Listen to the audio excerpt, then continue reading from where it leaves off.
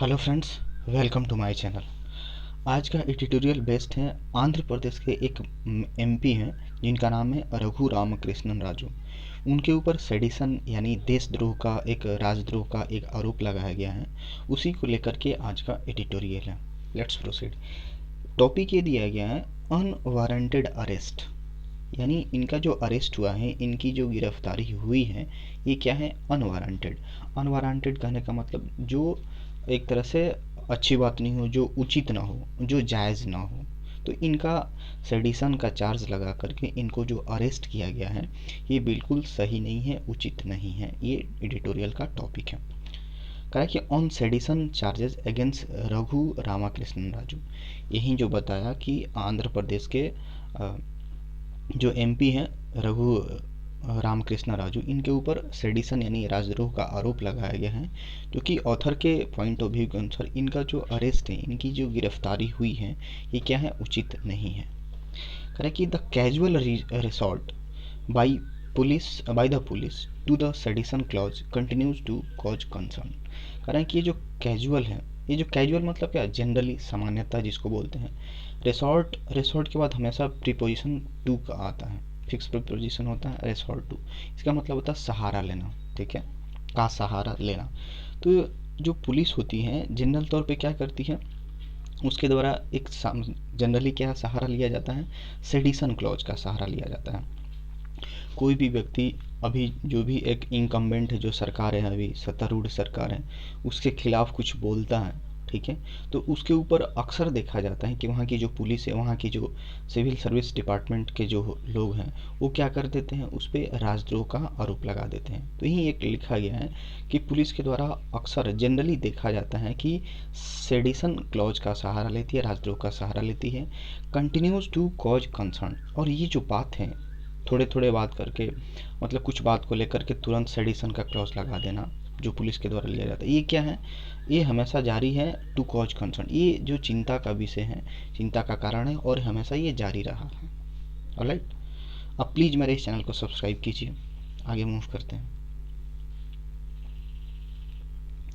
देखिए, the arrest of K Raghu Ramakrishna Raju, an MP of Andhra Pradesh, on the grave charge of sedition is yet another instance of the misuse of the provision relating to exciting disaffection against the government। लंबी लाइनें bifurcate करके पढ़ते हैं। करें कि ये जो arrest हुआ है रघु का जो अरेस्ट हुआ है, उनकी जो गिरफ्तारी हुई है, ये क्या है? आंध्र प्रदेश के एमपी हैं, जैसा कि बताया। ऑन ग्रेव चार्ज, ग्रेव मतलब क्या होता है? गंभीर। चार्ज मतलब यही बोल सकते हैं, आरोप बोल सकते हैं, ऑफ सेडिशन। ये जो राजद्रोह का जो एक गंभीर आरोप लगाया गया है इनके ऊपर, इज येट अनदर इंस्टेंस मतलब क्या? एग्जाम्पल बोल सकते हैं, उदाहरण बोल सकते हैं। तो ये इन पे ऊपर जो एक बहुत ही गंभीर राजद्रोह का आरोप लगाया गया है, ठीक है, ये फिर से ये क्या? एक दूसरा एक एग्जाम्पल है किसका? ऑफ मिस यूज, मतलब गलत यूज करने का, ऑफ द प्रोविजन, जो हमारे पास एक प्रावधान है, relating to exciting disaffection. Relating किससे संबंधित है? एक्साइटिंग मतलब किसी को भड़काना, किसी को उकसाना। डिसअफेक्शन, अफेक्शन का मतलब होता है किसी से फ्रेंडली बिहेवियर, किसी से लगाव होना, किसी से अटैचमेंट होना, या तो फ्रेंडली हो, फैमिली पर्पस, फैमिली बिहेवियर वाला हो, ठीक है। तो इसका उल्टा है डिसअफेक्शन, मतलब एक तरह से बोल सकते हैं मनमुटाव, एक तरह से नफरत बोल सकते हैं, ठीक है, अगेंस्ट द गवर्नमेंट, यानी गवर्नमेंट के खिलाफ। तो ये बोला जा रहा है कि अभी जो इनकी जो आंध्र प्रदेश के जो एमपी हैं रघु रामकृष्ण, इनका जो अरेस्ट हुआ है, इनके ऊपर बहुत ही गंभीर आरोप राजद्रोह का लगाया गया है, ठीक है, जो कि ये एक दूसरा एग्जाम्पल है किसका? कि ये जो एक प्रोविज़न है, एक लॉ हमारे पास है, उसका मिसयूज हुआ है, एक तरह से देखा जाए तो इनका गलत यूज हुआ है, जो कि एक गवर्नमेंट के खिलाफ एक भड़काऊ भाषण, एक तरह से बोल सकते हैं, एक भड़काने के लिए, चाहे उकसाने के लिए, एक नफ़रत पैदा करने के लिए, तो डिसअफेक्शन पैदा करने के लिए जो सरकार के खिलाफ जो किया जाता है, उसके खिलाफ जो एक जो बहुत ही गंभीर आरोप लगा है, ये एक दूसरा एग्जाम्पल है मिसयूज का, जो हमारे पास प्रोविज़न है, ठीक है। इन्होंने किया ही क्या है, मतलब जो वहाँ के जो सीएम है अभी, वाई एस जगनमोहन रेड्डी जी, उनके खिलाफ कुछ बातें बोली हैं, उनका कुछ एक क्रिटिसाइज़ किया है, तो इसी बात को लेकर के इन पे इतना गंभीर आरोप लगा दिया गया है। तो यही बोला गया है एक प्रोविज़न जो हमारे पास कॉन्स्टिट्यूशन में है, इसका एक दूसरा एग्जाम्पल देखा गया कि इसका गलत यूज हुआ है।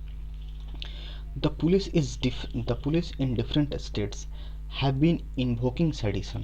कहा कि अलग अलग राज्य की जो पुलिस है have been इन्वोक मतलब होता है सहारा लेना, सहारा लेती रही है, कंटिन्यूस टेंस है, प्रेजेंट परफेक्ट कंटिन्यूस टेंस है, मतलब ये सहारा लेती रही है किसका, सेडिशन चार्ज लगाने का सहारा लेती रही है, on offence defined in section 124A IPC।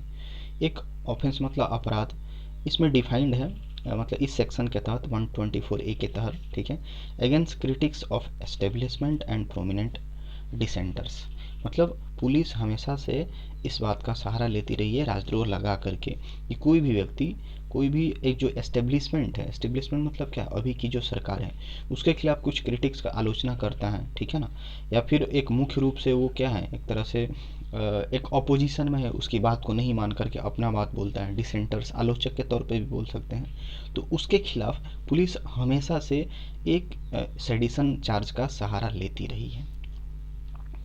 It is not surprising that Mr. Raju, a vocal detractor of Andhra Pradesh CM chief minister Y S Jagan Mohan Reddy, अब बोला कि कोई आश्चर्य की बात नहीं है कि ये जो मिस्टर राजू हैं वोकल डिट्रैक्टर, वहीं आलोचक रहे हैं। वोकल मतलब क्या, एक ज़बरदस्त तरीक़ा से बोल सकते हैं, आलोचक रहे हैं ऑफ ये जो वाई एस जगन मोहन रेड्डी हैं, ये इनके आलोचक रहे हैं। तो इसमें कोई सरप्राइजिंग बात नहीं है कि ये हमेशा से उनका विरोध करते रहे होंगे, तो ये चाहा गया होगा कि जानबूझ करके उन पर ये आरोप लगा दिया जाए। तो ही बोला इट इज़ नॉट सरप्राइजिंग, इसमें कोई आश्चर्य की बात नहीं है। अब यहाँ पे सरप्राइजिंग डेट मिस्टर राजू, अब यहाँ पे कॉमा लगाया हुआ है, एक एक्स्ट्रा इन्फॉर्मेशन है कि ये जगन मोहन रेड्डी के आलोचक रहे हैं। अब इसको इज कनेक्ट करते हैं यहाँ से, mister Raju is sought to be prosecuted, मतलब इनको चाहा गया है कि इन पे अभियोग लगाया जाए। पैसिव फॉर्म है is sought to be, sought क्या है, सिक का भी टू या भी3 फॉर्म होता है, चाहा गया है टू बी प्रोसिक्यूटेड, मतलब इन पे जानबूझ करके एक हो सकता है कि इन पे अभियोग लगाया गया हो, इसमें कोई आश्चर्य की बात नहीं है। However his arrest is unwarranted, however हालांकि इनकी जो गिरफ्तारी हुई है अनवारंटेड मतलब जायज़ नहीं है, उचित नहीं है। कंसिडरिंग दैट, इस बात को ध्यान में रखते हुए, इस बात को ख्याल में रखते हुए, that he is being accused of, accuse के साथ हमेशा ऑफ प्रीपोजिशन आता है, he is being accused of only speech based offence. तो इनका जो अरेस्ट हुआ है बहुत ही उचित नहीं है।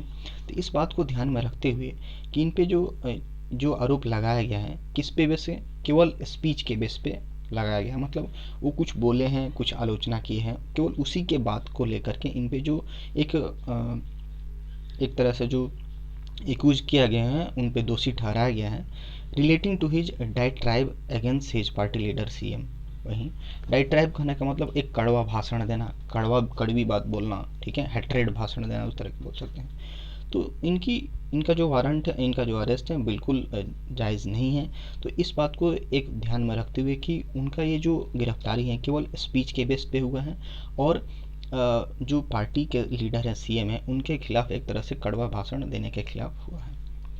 इट हैज़ प्रिडिक्टिवली मतलब कहने का मतलब जो अनुमान लगाते हैं, जो फ्यूचर में कुछ ऐसी बातें होती हैं जो लगता है कि एकदम फिक्स है, तो आदमी उस पर प्रिडिक्शन करता है। तो ये जो एकदम मतलब इस पर पूर्वानुमान ये है, एंड नॉट विदाउट जस्टिफिकेशन, और इसमें कोई जस्टिफिकेशन की ज़रूरत भी नहीं है। Invited charge of political vendetta, तो ये संभवतः इसी बात को लेकर के जो इसके अगेंस्ट हमेशा रहे हैं ये मिस्टर राजू जी सीएम के खिलाफ रहे हैं, तो ज़्यादातर संभावना है, और इसमें जस्टिफिकेशन प्रूफ की भी ज़रूरत नहीं है कि इसी को लेकर के ये जो एक पॉलिटिकल वेंडेटा, एक प्रतिशोध बोल सकते हैं, राजनीतिक प्रतिशोध, एक होता ना लड़ाई बहुत दिन से चलते आ रहा है तो उसका कुछ एक बदला लिया जाए, तो उस सेंस में तो ये बहुत ही इसकी संभावना थी कि इसी को लेकर के, इसी मैटर को लेकर के इनके ऊपर चार्ज लगाया गया है, आरोप लगाया गया। Let's move forward. कह रहा कि इवन इफ, भले ही, one were to accept at face value, अब यहाँ पे वर का प्रयोग किया गया है।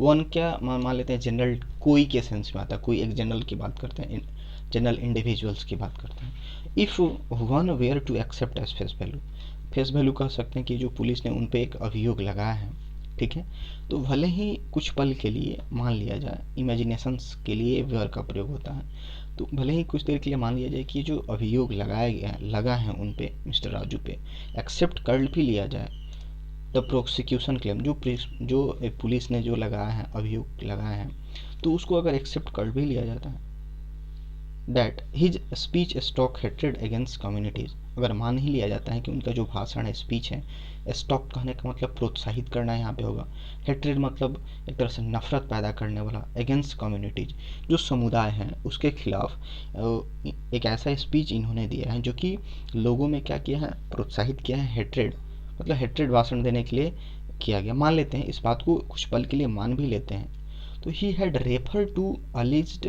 रैम्पेंट कन्वर्जेशन एक्टिविटी इन, उन्होंने क्या किया था, उन्होंने रेफर किया था, इस बात को एक संदर्भ के तौर पे रखा था, कथित तौर पे, कि जो राज्य में क्या हो रहा है, रैम्पेंट, रैम्पेंट करने का मतलब होता है जो बहुत ही अनकंट्रोल्ड हो, ठीक है ना, बहुत ज़्यादा मात्रा में हो, मतलब जिस पे कंट्रोल करना मुश्किल हो। रैम्पेंट कन्वर्जन, कन्वर्जन होता है चेंज होना, बदलना, एक्टिविटी इन द स्टेट, यानी वहाँ पे ये सीन आया था कुछ दिन पहले कि वहाँ पे धर्म परिवर्तन किया जा रहा है, हिंदू को मुस्लिम में, हिंदू को ईसाई में, ईसाई को मतलब दूसरे दूसरे धर्म में परिवर्तन कराया जा रहा है, कन्वर्जन कराया जा रहा है, और काफ़ी रैम्पेंट है। इस बात को लेकर के इन्होंने, मिस्टर राजू ने ये बताया था, या फिर लोगों में इसके लिए स्पीच दिया था। तो ये मान लिया जाए कि हाँ ये ठीक है, इन्होंने भड़काया है कम्युनिटी को लेकर के, इस बात को लेकर के सोसाइटी में कुछ एक हेटेड भाषण दिया है, एंड अट्रैक्टेड प्रोसिक्यूशन अंडर 153 या और section 155, was his arrest necessary. अब ये बोला है कि अट्रैक्टेड, अब इन्हीं सारी बातों को लेकर के क्या इन्हों पे एक अभियोग लगा है, इसके तहत 153A और सेक्शन 505 के तहत। अब ये सवाल पूछा, क्या इनका जो अरेस्ट था जरूरी था, वाज दिस अरेस्ट नेसेसरी। यहाँ पे ऑथर ने एक क्वेश्चन मार्क लगाया है कि ये जो अरेस्ट हुआ है, इन्होंने बस किया ही क्या है, वहाँ पे स्टेट में उन्होंने देखा कि बहुत सारे लोगों का धर्म परिवर्तन हो रहा है, कन्वर्जन किया जा रहा है, और तो इसी को लेकर के वहाँ की जो करंट गवर्नमेंट है उसको लगा कि ये कम्युनिटी में क्या एक नफरत पैदा कर रहे हैं, तो इसी बात को लेकर के क्या इनकी जो गिरफ्तारी अभी इस सेंस में हुई है, क्या ये जायज़ है, एक तरह से ज़रूरी था। दीज ऑफेंसेज अट्रैक्ट प्रिजन, ये जो अपराध इसके तहत आता है, इस सेक्शन के तहत आता है, अट्रैक्ट प्रिजन मतलब क्या, प्रिजन एक जेल का टर्म दिया जाता है उसमें, मतलब इसमें जेल की सज़ा होती है, ओनली 3 ईयर्स, केवल 3 साल के लिए जेल की सज़ा होती है इस सेक्शन के तहत। And under Arnesh Kumar ruling 2014 of the Supreme Court, there is no need to arrest a person for an offense that invites a prison term of 7 years and less। ठीक है, इनके तहत अभियोग लगाया गया है मिस्टर राजू पे 153A और इसके तहत। अब यहाँ पे इसका और एक्सप्लेनेशन यहाँ पे किया गया है, ये जो सेक्शन है 153A और 505, इस ऑफेंस के तहत किसी भी आदमी को कितने साल की सज़ा होती है, कितने साल का जेल होता है, 3 साल का, केवल 3 साल का। और एक अर्नेस्ट कुमार की एक तरह से क्या बोल सकते हैं, फैसला आया था 2014 में सुप्रीम कोर्ट का, उनके तहत क्या था कि there is no need to arrest, किसी आदमी को गिरफ्तार करने की ज़रूरत नहीं है किसी भी अपराध के लिए। ऑफेंस मतलब क्या होता है, अपराध। उनके तहत, अर्नेस्ट कुमार के तहत, कि कोई भी पर्सन को ऐसा अपराध करता है जो कि जिसका सज़ा 7 साल हो या उससे कम हो, तो उस केस में उस आदमी को गिरफ्तार करने की ज़रूरत नहीं होनी चाहिए। तो यही बात है कि अब इनको धारा की इस पे इनके सेक्शन कौन सा लगा, 153A और 505, इसके तहत कितना दिन की सज़ा होती है, 3 साल का। तो इस अर्नेस्ट कुमार के तहत जब 3 साल की सज़ा 7 साल या उससे कम की होती है, तो उसको गिरफ्तार किया ही नहीं जाना चाहिए, उसकी ज़रूरत ही नहीं है, फिर भी इनको गिरफ्तार किया गया है। फर्दर मतलब आप कोई बात बोल रहे हो, उसमें कुछ एक्स्ट्रा ऐड करने की ज़रूरत है, तो हम लोग फर्दर बोलते हैं। फर्दर इवन सेडिशन, यहाँ तक कि जो राजद्रोह हैं, which allows a maximum sentence of life imprisonment. Further आगे बोल रहा है कि इवन यहाँ तक कि जो राजद्रोह हैं वो क्या अलाउ करता है, मैक्सिमम सेंटेंस का मतलब यहाँ पे सज़ा होता ना, सज़ा of life imprisonment. Life imprisonment करने का मतलब आजीवन कारावास इसको बोलते हैं। तो अगर जो सेडिशन का चार्ज होता है वो अलाउ करता है मैक्सिमम सेंटेंस, मैक्सिमम सज़ा किसी आदमी को क्या हो सकता है, आजीवन कारावास हो सकता है। ऑल्सो प्रिस्क्राइब, ये भी निर्धारित है, एन ऑल्टरनेटिव, एक विकल्प इसके अलावा और भी निर्धारित है, जेल टर्म फॉर 3 ईयर्स।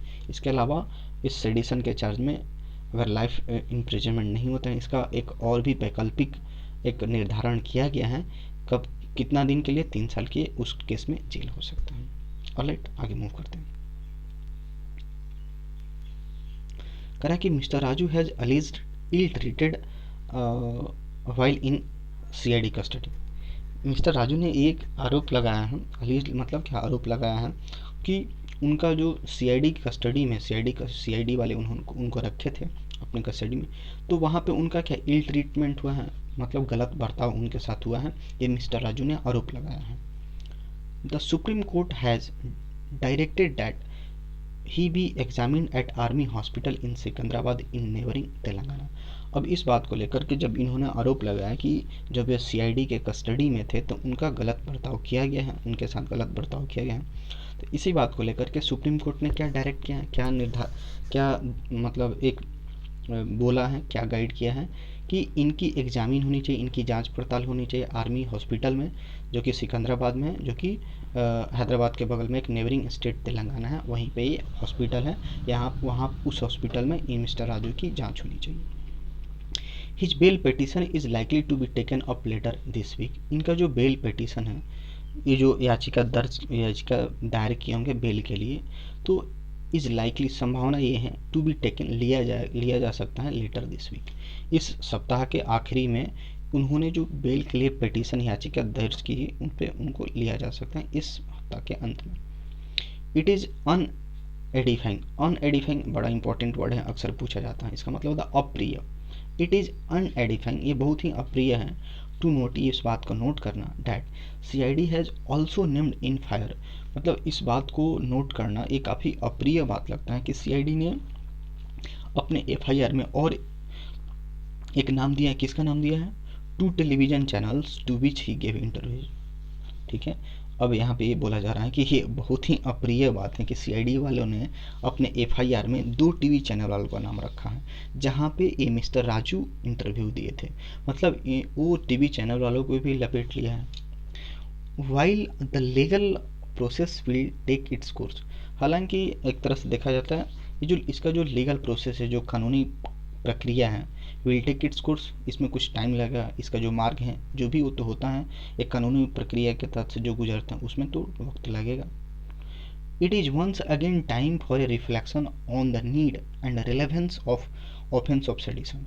अब यहाँ पे बोला है कि ठीक है ये सारी बातें तो चल रही हैं, कोर्ट कचहरी की बातें चल रही हैं, वहाँ पे इसकी सुनवाई होगी, तो इसका जो प्रोसेस है वो अपने तरीक़ा से होगा, लेकिन अभी टाइम है, it is once again time, दोबारा से टाइम है, फॉर ए रिफ्लेक्शन, यहाँ पे रिफ्लेक्शन का सेंस आ रहा है, दोबारा से विचार करने का, सोचने का, ऑन द नीड, ज़रूरत पर, एंड रिलेवेंस करने का मतलब क्या, प्रासंगिक, of the offence of sedition, ये बोला जा रहा है, ठीक है, कि हमारे पास अभी भी टाइम है, जो सेडिशन का आरोप बार बार पुलिस लगा देती है, इसका कहाँ तक ये प्रासंगिक है, कहाँ तक ये जायज़ है, और कहाँ तक इस बात की ज़रूरत है, इस बात पे पुनः विचारने की ज़रूरत है, होता ना। अभी हम लोग तो क्या डेमोक्रेटिक कंट्री में रहते हैं, तो हमारे पास फ्रीडम ऑफ स्पीच है, अगर कोई बंदा गलत करता है तो हम डायरेक्टली बोल सकते हैं, अपना बात रख सकते हैं, तो ऐसा ना हो कि हम अपने फ्री ऑफ स्पीच को एक वायलेट कर रहे हैं और उसके खिलाफ हमारे ऊपर सेडिशन का चार्ज लग रहा है। तो यही बोला जा रहा है हमारे पास अभी भी टाइम है, दोबारा से टाइम है, कि ये जो ऑफेंस, सेडिशन का जो ऑफेंस है, राजद्रोह का जो एक आरोप है, अपराध है, ये कहाँ तक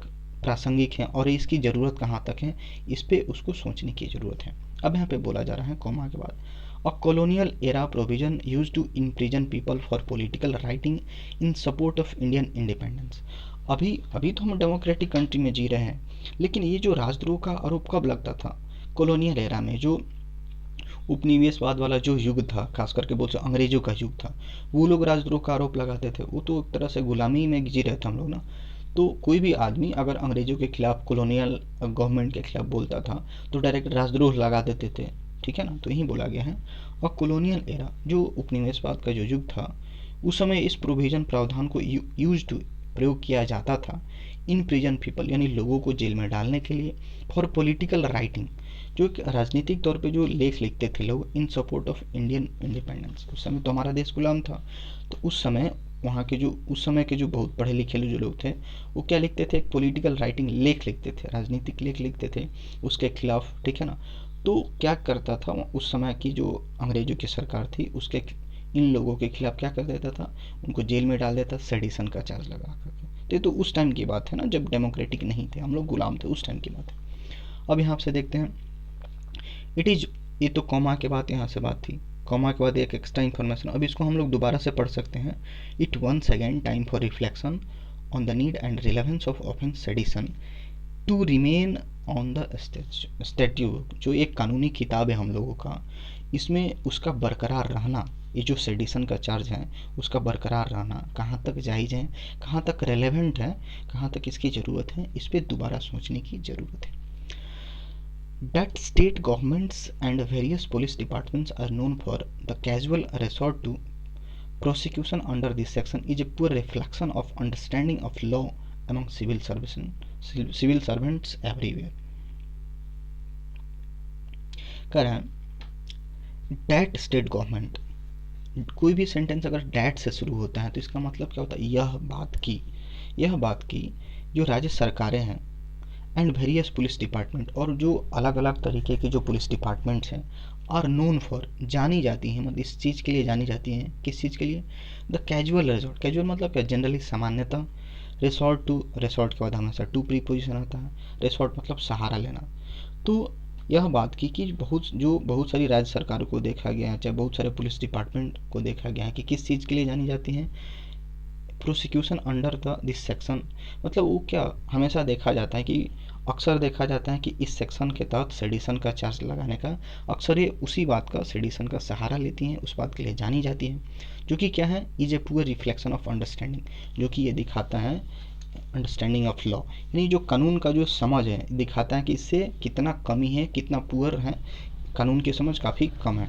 एमंग सिविल सर्वेंट्स एवरीवेयर, जो भी हमारे इंडिया में जो भी सिविल सर्वेंट्स हैं, तो ऑथर ये बोलना चाह रहा है कि जो बहुत सारी जो हमारी सरकारें हैं, राज्य सरकारें चाहे वेरियस पुलिस डिपार्टमेंट है, इस बात के लिए जानी जाती हैं कि अक्सर देखा जाता है कि वो सेडिशन का चार्ज लगा देती हैं, उसका सहारा लेती हैं, ठीक है। तो ये इस बात को दर्शाता है कि उन लोगों में जो सिविल सर्वेंट्स हैं, उन लोगों में जो कानून की जो अंडरस्टैंडिंग है, जो समझ है, थोड़ी सी कमी है, और इस बात को कमी प्रदर्शित हो रहा है। Let's move forward. कह रहा है कि it is now Fairlie known, well known that section is attracted only if there is an imminent threat to public order। अब ये बात बिल्कुल जाना जा चुका, अच्छे तरीके से सबको पता है कि ये जो सेक्शन है, जो भी हम लोग बात कर रहे थे, तो इसके तहत क्या है, इज अट्रैक्टेड, ये तब लागू होगा only if there is imminent threat to the public order. Imminent मतलब क्या, तुरंत, अभी हाल फिलहाल में कुछ तुरंत घटित हो जाए, threat to the public order, ये सेक्शन तब लगेगा जब लगेगा कि जो हमारी जो कानून व्यवस्था है, एक ऑर्डर है, जो पब्लिक ऑर्डर है, उसको खतरा है, इमिनेंट थ्रेट है, मतलब एकदम तुरंत ही, कुछ पल में, कुछ दिन में खतरा है, तो उस केस में क्या, ये सेडिशन का चार्ज लगाया जा सकता है। और there is actual incitement to violence, और ये लगे कि कोई आदमी एक हिंसा के तौर पे एक भड़काऊ भाषण दे रहा है, चाहे हिंसा को भड़का रहा है, तो उस केस में ये सेक्शंस को लगाया जाता है। Ingredients that are invariably absent in the most cases, इस तरह का जो इंग्रेडिएंट्स है, घटक हैं, अक्सर बहुत सारे केसों में ये क्या देखा जाता है, एब्सेंट देखा जाता है, बिल्कुल नहीं देखा जाता है। इन एडिशन, इसके अलावा, इसके अतिरिक्त, इट रिमेन्स वैगली, वैग मतलब क्या होता है, अस्पष्ट, जो क्लियर ना हो, ऑब्सक्योर जिसको बोलते हैं, तो ये अभी भी क्या है, अस्पष्ट है, एंड टू ब्रॉडली डिफाइंड, और बहुत ही विस्तृत लेवल पे डिफाइंड किया गया है, कौन सा टर्म को, डिसअफेक्शन। अब वही हम लोग अभी इसी में पहले पढ़े थे, डिसअफेक्शन उन्होंने एक गवर्नमेंट के खिलाफ लगा करके उन्होंने किया था। तो ये जो डिसअफेक्शन का टर्म है, इज सेड, इसके बारे में क्या कहा जाता है, टू इंक्लूड डिसलॉयल्टी। डिसलॉयल्टी मतलब, लॉयल मतलब क्या, एक वफादार होना, डिसलॉयल इसका ठीक उल्टा होगा, वफादारी की कमी, एंड फीलिंग ऑफ इम्यूनिटी मतलब इनमिटी, सॉरी, तो और इनमिटी मतलब क्या, शत्रुता की भावना। तो ये जो बहुत ही अस्पष्ट है और बहुत ही बहुत ही बड़े स्तर पे डिफाइन किया गया है डिसअफेक्शन को, खास करके जिसमें वफादारी की कमी हो, चाहे कोई शत्रुता फैलाना चाह रहा है तो उस केस में डिसअफेक्शन का ये बोला गया है, हमारे कॉन्स्टिट्यूशन जो नियम बनाए गए।